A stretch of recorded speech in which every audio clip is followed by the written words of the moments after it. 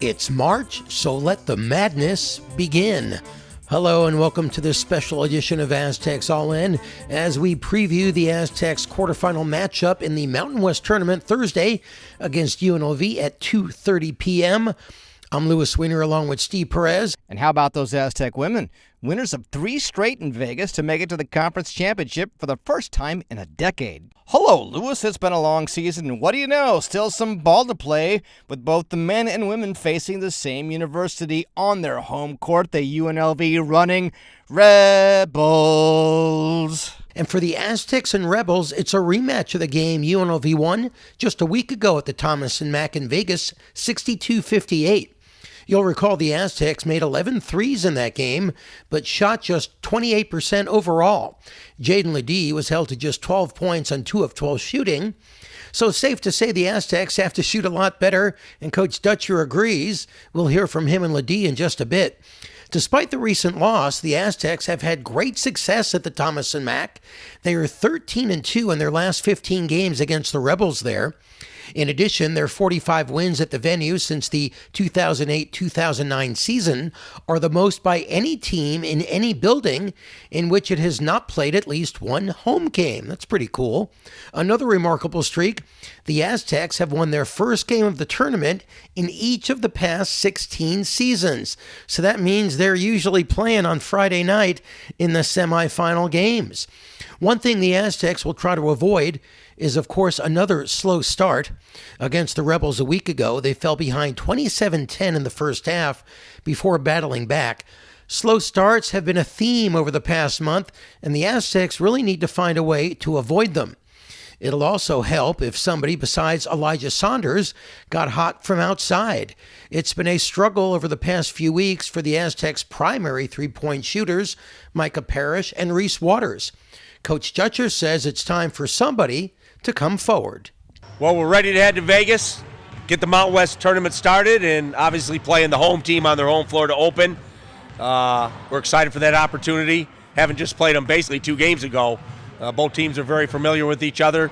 I'm sure we'll tweak some things, they'll tweak some things, and we'll go out there and play a really good UNLV team in Vegas on Thursday. UNLV has great length, maybe as good a length as there is in the conference with both Boons, Whaley.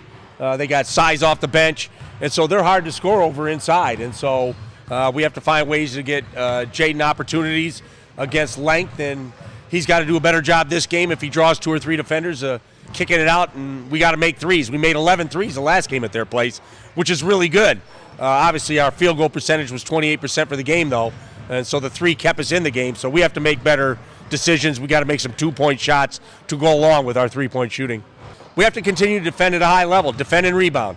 Rebounding will be the key to the Vegas game. They're big, they're long, and they really rebound. And so we have to rebound the ball. And then we have to make timely shots. It's March. I mean, what more timely shot than Lamont Butler's shot against Florida Atlantic to send us to the championship game? And that's just a small example. Darian Trammell makes a free throw against Creighton to win a game. So we have to make the timely shot in March in order to advance. I mean, everybody's contributing. I mean, Elijah Saunders, I think, has made 9 of his last 17 threes off the bench. So he's invaluable. You know, Reese has got to get hot right now for us again, which he's capable of doing. Mike has got to make shots. You know, we got to make some threes. Got to make some threes. I know it's easy to say and sometimes hard to do, but we've had open looks that have gone 3/4 of the way down and not gone in, and that's basketball. As for Jaedon LaDee, he knows exactly what he needs to do, but it's hard to score when he's wrestling with 2 or 3 players under the basket. One thing I've learned about LaDee this season is that he doesn't get too emotional one way or another. He just plays his game the best way he knows how, and he's excited to face UNLV again. We'll be ready to go. I mean, like I said, it's just a basketball game. We got to go in there and take care of business, you know. We got to go execute the game plan and play with some fire. Whatever the outcome is, it's all we can control. When we played them a week ago, we didn't shoot the ball particularly well. I think we'll go in there today, or whenever we play them on Thursday, and shoot the ball a lot better than what we were. We watched the film, we studied it, we went over what we need to do, so I think it'll be a better matchup. I mean, last year had to be testament to our depth, right? I mean, we were 10, 11 deep, so I mean, when people were only 5 or 6 deep, we were wearing down, we weren't But I think I like to say, people really put emphasis on March, but truth be told, like, when we started our scrimmage, I looked at that as March. I take every game seriously. So when it's time to be serious, it's just another day. So I think that's where we really excel at. One thing we do have in common is we're going to play defense. So, that's one thing we're going to do regardless, and we're going to be tough. I think this year's team, we might have a little bit more offensive firepower. So if we can really mesh that defense that we're going to play regardless with, good shooting days and great offensive performances, it's going to be really hard to beat. Steve, here's one stat about LaDee I came across. The guy rarely turns the ball over. He has one turnover or less in 120 of the 149 games that he's played. Mountain West All-Conference honors for Lamont. Butler, Lewis, Defensive Player of the Year and member of the All-Defensive Team, number 2 in the conference in steals. As you know, defense is a tradition at San Diego State, as are individual defensive honors for Aztecs. They've had 7 Defensive Players of the Year since the 2014-15 season, and that includes the last 3. Including the last 2 seasons, it was Nathan Mensah taking the honors for the Aztecs. And while individual honors are great, the big question for the Aztecs gearing up for a Thursday game in the quarterfinals against UNLV is this: which Aztec team shows up? They've been nationally ranked. They've beaten quality teams on the road out of conference, but a different story once the Mountain West season started. Butler says the team is confident, ready to play.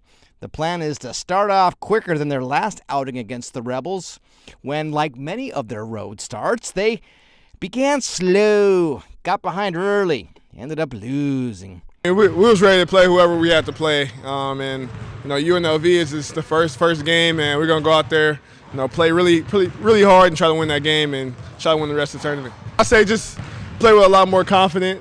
Try not to let what happened in the first half. They got out on us early to start the game, so try not to let that happen. And then just like I said, play confident, play free, and I think we can get the win. I still think teams are still gutting for us. They don't want us to make it back to the championship game this year. So any way they can take us out, I feel like that's going to be the main focus. But we're here to win it, and we always going to feel like we're the top guys in this conference. Continue to get better. Especially in March, we're ready to compete and ready to win, and we got the guys to do it. So we're going to be out there, playing our hardest and trying to win it. It's tough, but we got a lot of resilient guys who are just ready to go every night. Battle through injuries and a little knick-knack. So we'll be ready to compete. Lewis, here we are in March Mountain West tournament ball. Though win, you get to play another game. Lose, it's over. Everyone who has a dog in this fight is either in the Thomas and Mack in Vegas, or they are hanging on the feeds or the scoring updates, or getting to watch it on the telly. The pep bands for both teams in the house is a chance where the entire conference has a get-together. There's cheerleaders out there in front on every game. Aztecs will need all hands on deck. They have the talent to run the table, but so do many of the other teams in the conference this season, as we both know. UNLV is 8-2 in their last 10 games. Aztecs 6-4, including a rare 2-game skid to close the season. A March tournament vet like Butler will come in handy. In addition to drawing the toughest guard on the opposing team on defense, Butler averaged 9 points on offense. He shot 42% from the field, which is a career high for him. Lewis, those 2 losses to close the Aztec season also includes a loss against Boise State at home that left them in danger of having to play that Wednesday play-in game. It wasn't until Utah State finally put away New Mexico at home on Saturday night that their opening round bye was secured. UNLV finished a game ahead of the Aztecs in the conference standings. They are 19-11 overall. They lost to interstate rival Nevada to close their season. And while it's supposed to be a neutral floor, UNLV owns an 11-4 mark inside the Thomas and Mack this season. Rebels have a very good guard in Jaedon Thomas Jr., just a freshman, averages 13 points a game, 5 assists. They are a very good rebounding team, Lewis. They have 3 guys that are clustered around the top 10 in rebounding: Keelan Boone, Khalib Boone, and Luis Rodriguez. So That's a team that is really going to bring it to the glass, and the Aztecs will have their hands full. I'm looking for yet another hard-fought game that could go either way, Lewis. You pour through the conference team stat sheets and see how tough the conference is. There's not that much separation in many of the team's statistical categories. Take scoring defense. The Aztecs lead in scoring defense with an average of 66.25 points per game allowed. But the top 6 teams that include UNLV, they allow an average of 67.63, all within about 3 points of one another. Pretty much a one-possession game. So like I said, Thursday's game will be close. The Aztecs must come out on top, not only to advance, but for the sake of their so-called tournament resume. Losing to UNLV in the first round would not be a good look. Let the games begin, eh? Steve, more accolades for Jaedon LaDee, who was named a second-team All-American by the Sporting News and also named on the Field-of-68.com All-America list. Members of the media who cover the Mountain West Conference awarded LaDee Player of the Year honors, and the Mountain West coaches today voted LaDee to its first-team All-Conference team. However, LaDee did not win Player of the Year honors in the coaches' vote. That went to Utah State's Great Osabor. Both LaDee and Coach Dutcher shared their thoughts about these latest honors. It feels good. Just a testament to hard work, patience. Work's not done. It's nice, but I still got work to do. It's awesome. Like I said, just testament to hard work and patience. God is amazing. He's blessed me with some talent, and I'm just trying to do the best with what He gave me. That's it. It depends. Mountain West Player of the Year, media voted him, and the coaches voted Osabor. And the coaches tend to vote for the guy that wins a league most of the time. The Coach of the Year is usually the guy that wins a league. Player of the Year is off the winning team. And so I think the greater debate is, was it Brown or was it Osabor? Because they're both really good players for Utah State. So I'm proud of Jaedon and all the things he did. Proud that he was honored by the media and all the great things he's accomplished. Proud of Lamont being named Defensive Player of the Year. So we've got good players and we've got really good kids. Steve, LaDee is a first-time first-team honoree in the Mountain West, and it's the 5th time in the last 5 years that an Aztec has garnered first-team All-League designation. And speaking of hanging on the updates from Vegas, how about those Aztec women? They win 3 straight. They will make an appearance in the conference tournament championship game for the first time in a decade. They managed to close out a tough Boise State team, 72-69 to advance. Here's a post-game mashup from Coach Stacie Terry-Hutson and Adryana Quezada, who came up with a career-high 26 points in this game, including some clutch free throws down the stretch. And she also got her money's worth this season after sitting out the prior one. I'm just unbelievably happy for them. We've worked, I know everyone says this, but we've worked so hard. And it was an ugly, ugly game, and I thought both teams battled, but I'm just so grateful for the group that I have and lucky to be the coach of this team. Again, I just keep saying it, I'm just proud of us. They work so hard preparing our girls. This is our 3rd game in 3 days. So a lot of sleepless nights and a lot of early mornings. And I'm just proud of the staff. They did a great job preparing our girls. Just grateful for the opportunity. We're going to play a really, really good UNLV team that gave us a beatdown a couple of weeks ago.